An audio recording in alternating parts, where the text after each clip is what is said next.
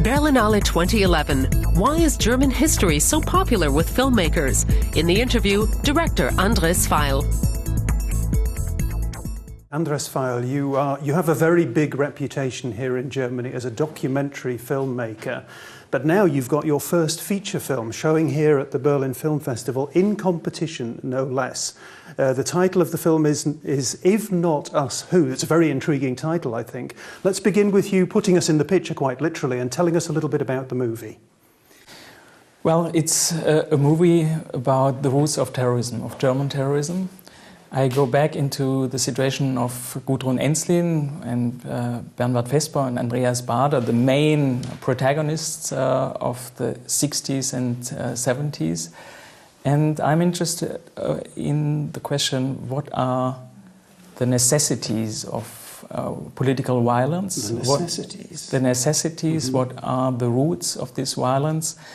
And I learned a lot by a long research work, looking into the families, looking into an extreme kind of love story, looking into the political impact of Vietnam, of the 60s, of the trial, Auschwitz trials, Eichmann trials. So it's like a research work, and I got a very intensive and, from my perspective, strong story for a film. I was really surprised. I asked myself, is it a story? And I found out it is. Mm-hmm. We've got to tell the audience out there that you have a very personal interest in this, because you grew up in Stuttgart, where there's the Stammheim prison. Gudrun Ensslin also came from Stuttgart, of course, and you went to those trials back then. You actually saw Gudrun Ensslin in person. Yeah, it was, for me, it was some sort, you can call it enlightenment, because when I was 13, 14, I was in the young conservative youth organization of the so-called Junge Union.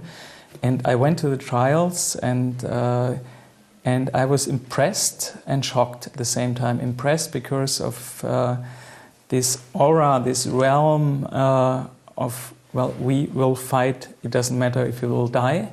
So I was very young, and I felt like a martyr. They are really a martyr. A martyr. They are really willing to change something, and they are willing to die. So this was something I was impressed a lot. And there was another experience, much more personal.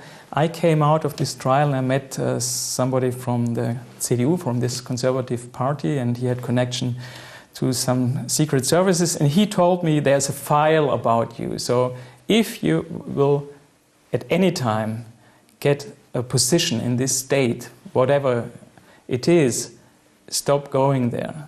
You will get problems. And I said, okay, what kind of state I'm living in? If this is the problem, I go to a trial. This is a very normal democratic process, visiting a trial. And just because going there, I will get problems. So I had many doubts. And so I said, okay, I will stop. I will quit this party, and I have to go to another direction. A lot of people would say we live in the age of terrorism. You're making a film about terrorism. For many people around the world, terrorists are bad people. They are evil people, full stop. You've made a film about terrorists, so you've made a film about bad people. Yeah, you have to see both sides. You have to, of course, they are victims. Yeah. They are victims. They killed people. And this is a moral question. I always said from the very beginning, it's not acceptable.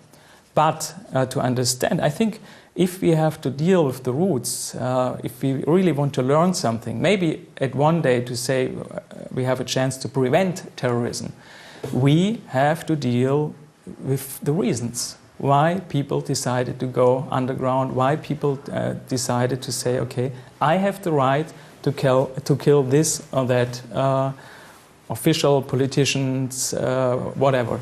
And of course it's something I can just dismiss and say, okay, I don't want to look into this case. But at any rate, at any country, I think we have to deal with it. We have to really confront us with the deeper reason, with the motivations. And if we just say it's bullshit, they are killers, we don't learn anything about it.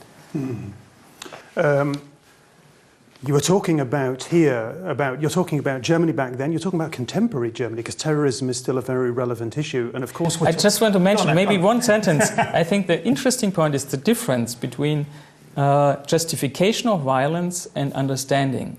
Meaning, to understand political violence doesn't mean to accept it or to justify it. And I think this is the main difference. I mean, list a couple of German films for you. Downfall, we had about Hitler. We had the other Meinhof complex. We've had films about the Stasi, you know very well. We've had Goodbye Lenin, you know, The Lives of Others I'm mentioning there. People outside Germany have identified a trend. They've said German filmmakers are focusing very strongly on German history. They're obsessed with German history. Is there a difference there between German filmmakers and filmmakers elsewhere? I think how many films we got about Vietnam, the Vietnam War. Many films. Good point. Yeah. And I think we have to deal with the issues of our history, and then if it's a good film, it will be universal. And I'm sure, if not Us Who, will be a universal film, not only about the German past, about all the questions we deal today. Look to Egypt, look to Tunisia, maybe Yemen in a couple of days. So the question, when somebody says, now it's enough, we have to do something. Me, personal, I go in the street, I have the risk to get killed, but I do it. Okay. And of course, you cannot compare it to the democratic situation in Germany in the 60s. But the same question came up in the early 60s. Many surveys, students were asked, and everybody said, no, I'm interested in my career, I'm not interested in politics. And a couple of weeks later, people were in the streets fighting, demonstrating. So the question is why and when? When people say, okay, what have to happen, that something is about to happen. Okay.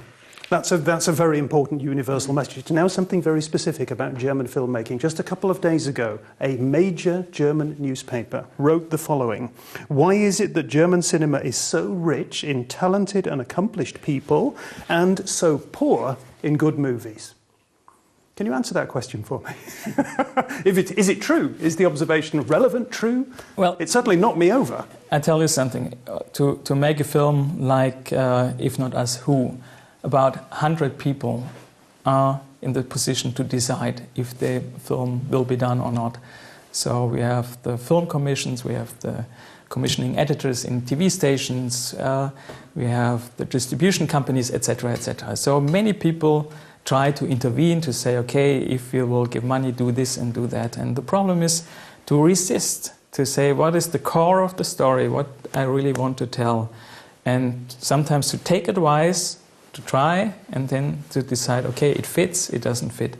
And the problem is the pressure is really big, sometimes, or mostly, and really to know what do I want to tell. And this is a question of time, of dealing with it. When I really know, I went in every detail. I have 4 good reasons for this very scene.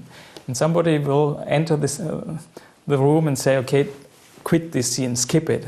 It's not necessary. I can tell, okay, 1, 2, 3, 4, that's the reason, so I keep it. And if I'm not prepared, if I don't know, if I'm uncertain because I'm not prepared, I don't know what I really want to say, okay, I get uncertain and say, well, he will be right, so I skip this scene. Okay. We're running out of time, so one here, a yes or no question. Is Germany any different from other countries in filmmaking in that respect, yes or no? It is different, and that's good. Good. And nevertheless, despite the hurdles you've mentioned, great films get made in Germany. You make a lot of them. Great stuff. Thank you very much for talking to us today, Andres Veiel. Thank you too.